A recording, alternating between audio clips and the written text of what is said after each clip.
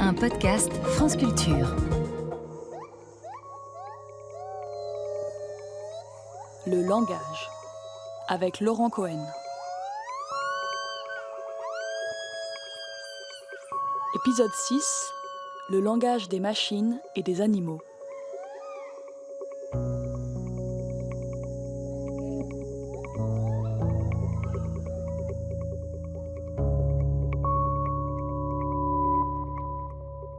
La première chose, c'est qu'il faut reconnaître que le langage, comme nous le connaissons, reflète une particularité innée du cerveau humain. C'est pas juste une question d'éducation. D'ailleurs, les gens ont essayé. Si vous essayez d'apprendre une langue humaine à un bébé singe, vous n'y arriverez simplement pas.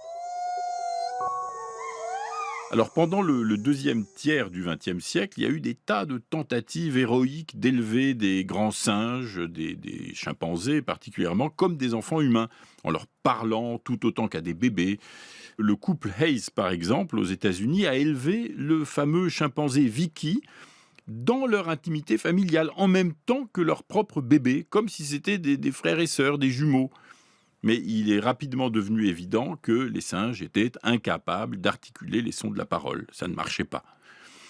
Et par conséquent, d'autres chercheurs se sont dit, ils ne peuvent pas parler avec leur bouche, essayons de leur faire apprendre des systèmes gestuels, que ce soit un langage de gestes comme celui des sourds-muets, ou bien les entraîner à communiquer en manipulant des jetons avec des formes symboliques dessus, ou bien à utiliser un clavier. Alors, qu'est-ce qui s'est passé ? Les singes, qui sont des gens très intelligents, se sont prêtés au jeu. Ils ont appris à la langue à utiliser un bon nombre de symboles. Mais ils sont restés loin des petits hommes qui, eux, ont suivi leur calendrier habituel, le même dans le monde entier, au même âge. Ils apprennent sans peine des dizaines de milliers de mots. Ils les combinent pour construire des phrases, etc. Les singes n'y arrivent pas. Alors, je m'arrête un instant sur cette idée de combinaison. C'est un point très important. Avec un nombre limité de mots, nous pouvons fabriquer un nombre infini de phrases. Je vous donne un exemple. La phrase « Le garçon que la fille du lapin liquide a imité s'appelle Antoine ». Eh bien, cette phrase n'a sans doute jamais été prononcée ni pensée par personne depuis le début de l'univers. C'est tout à fait nouveau, alors qu'en fait, elle ne contient que des mots assez banals. Et c'est pas la même chose chez les singes. Jamais ils ne combinent les quelques symboles qu'on arrive à leur apprendre pour fabriquer des phrases dignes de ce nom. Plutôt que de leur apprendre des langues humaines ou des codes bizarres pour les besoins de l'expérimentation, on a aussi beaucoup étudié la manière dont les singes communiquent spontanément entre eux dans la nature. Il est clair que ces singes envoient des signaux très utiles à leurs congénères. Par exemple, les singes vervets, qui sont très éloignés de l'espèce humaine dans l'évolution, poussent des cris différents s'ils voient approcher un aigle, un serpent ou un jaguar. Je vais vous en faire entendre deux. Essayez de deviner lequel veut dire « attention, il y a un aigle » et lequel veut dire « attention, il y a un jaguar ».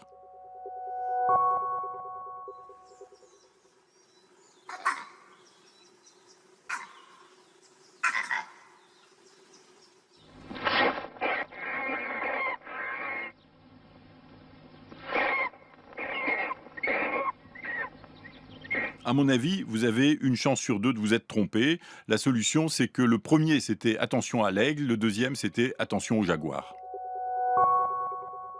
Voilà, vous avez entendu des espèces de mots prononcés par des singes vervets.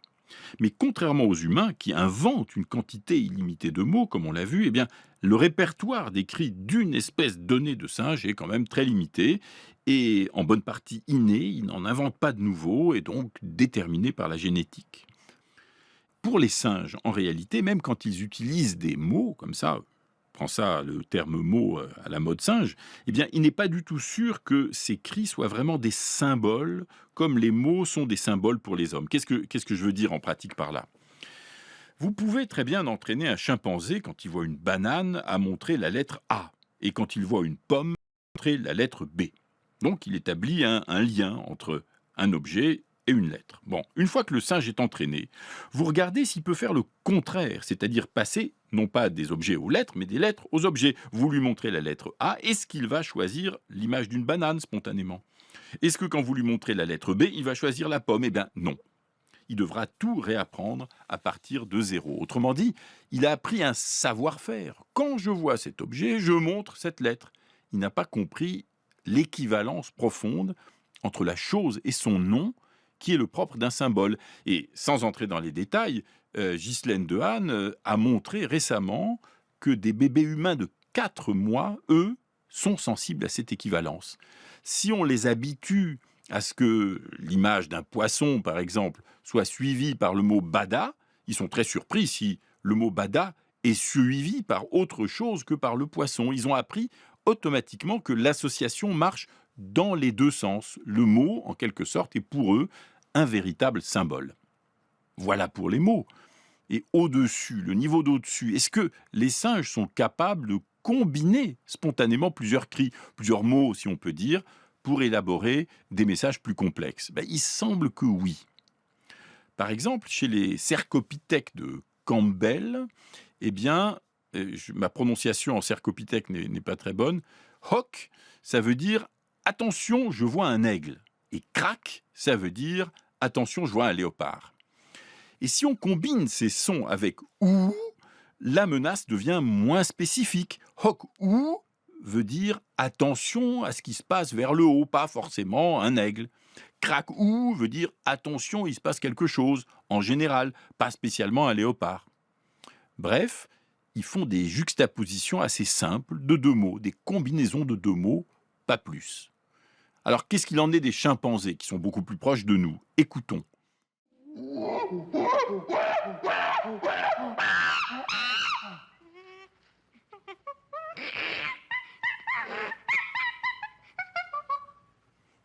Eh bien, chez les chimpanzés, c'est un petit peu comme chez les cercopithèques dont on vient de parler. C'est-à-dire que on a montré il y a très peu de temps, il y a quelques mois, qu'ils peuvent combiner deux sons, deux cris, mais pas beaucoup plus. Par exemple, quand on leur montre un serpent en caoutchouc qui leur fait peur, les chimpanzés poussent deux cris associés. L'un qui est un cri d'alarme et l'autre qui incite les autres chimpanzés à se regrouper. On n'est plus directement concerné par ce qui se passe chez les chimpanzés parce que ce sont des cousins assez proches. Nous avons divergé des chimpanzés il y a 6 millions d'années, ce qui n'est pas tellement long.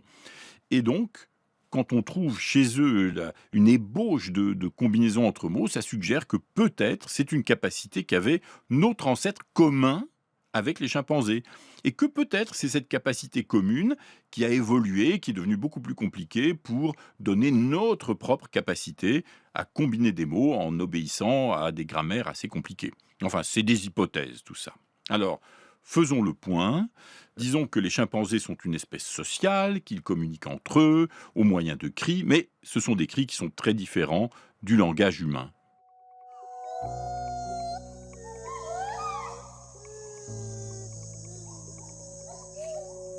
Hal, despite your enormous intellect, are you ever frustrated by your dependence on people to carry out actions?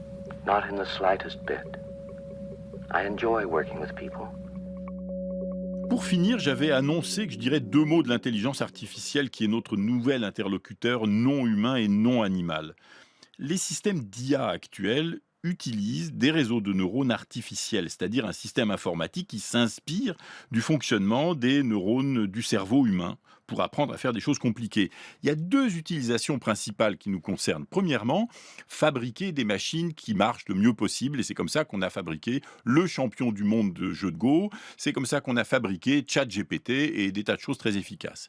Mais il y a une deuxième utilisation qu'on peut faire de ces systèmes, c'est d'en faire qui ne soient pas forcément les plus efficaces, mais qui ressemblent le plus possible à un cerveau humain. Et on aura, comme ça, entre les mains, une espèce de modèle réduit du cerveau que nous pourrons modifier, améliorer, tester, abîmer, pour comprendre le mieux possible, en le simulant, la manière dont le cerveau marche et parle. Ces 6 épisodes n'étaient pas un cours sur le langage. Vous avez trouvé peut-être qu'ils étaient un petit peu hétéroclites. J'ai juste essayé de diriger un spot de lumière sur quelques-unes des questions soulevées par le fonctionnement du langage. Et c'est des questions qui ne nous viennent pas tellement spontanément à l'esprit, parce que c'est très facile de parler. C'est tout à fait automatique, c'est comme respirer ou marcher. On n'y pense pas, on le fait. Bon, prenez conscience de tout ça et baignez-vous dans une mer de mots. C'était Votre cerveau, 5e saison. Le langage, avec Laurent Cohen. Prise de son, Claire Levasseur et Lucas de Rode. Conseiller et chargé de programme, Camille Renard, Thomas Biassi, Élodie Piel. Réalisation, Louise André. Avec la voix de Siloé Saint-Pierre. Vous pouvez retrouver tous les épisodes de cette collection de podcasts dans laquelle vous êtes le cobaye de vos propres expériences cognitives sur franceculture.fr et l'application Radio France.